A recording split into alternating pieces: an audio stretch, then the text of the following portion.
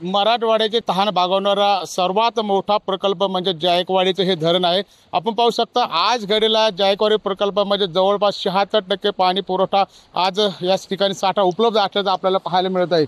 आपण पाहू शकता मराठवाड्यातील महाराष्ट्रातलं सर्वात मोठं हे मातीचं पहिलं धरण आहे आणि याकडे मराठवाड्याची मेन जलवाहिनी म्हणून याकडे पाहिलं जातं। आपण जर पाहिलं तर छत्रपती संभाजीनगरसह जालना नांदेडपर्यंत या संपूर्ण जिल्ह्याची तहान भागवणारा हा एकमेव प्रकल्प मराठवाड्यामधला आहे।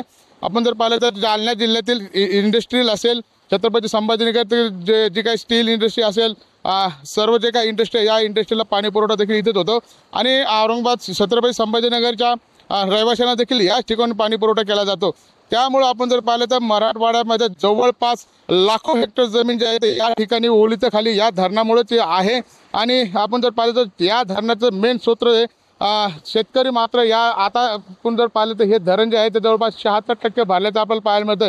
मागच्या वेळेस याच वेळेस जर पाहिलं गेलं तर आपण फक्त केवळ 4% पाणी साठा उपलब्ध होता आणि आज घडीला जवळपास हे धरण 76% भरल्याचं आपल्याला पाहायला मिळतं।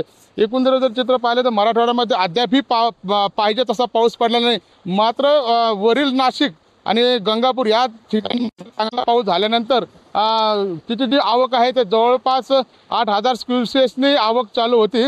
त्यामुळे हे धरणामध्ये मुबलक पाणी साठा आजच्या घडीला उपलब्ध आहे।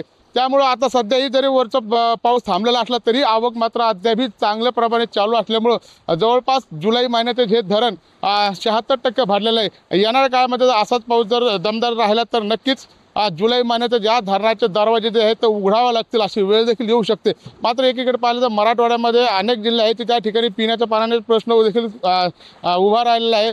शेतकऱ्याला देखील दुबार पेरणीचं संकट उभा राहिलेलं असताना देखील एक चांगली गोष्ट जर पाहिलं तर आपण तर हे धरण जे आहे तर आता जवळपास 76% भरल्यामुळं पिण्याच्या पाण्याचा प्रश्न अद्याप सध्या तरी मिटलेला आपल्याला पाहायला मिळत आहे। जवळपास 3 वर्ष हा जलसाठा पुरेल असं पाणी सध्या तरी या जायकवाडी प्रकल्पामध्ये आपल्याला साठा उपलब्ध असल्याचं दिसून येत आहे। संजय आयर, लोकसेवा न्यूज, छत्रपती संभाजीनगर।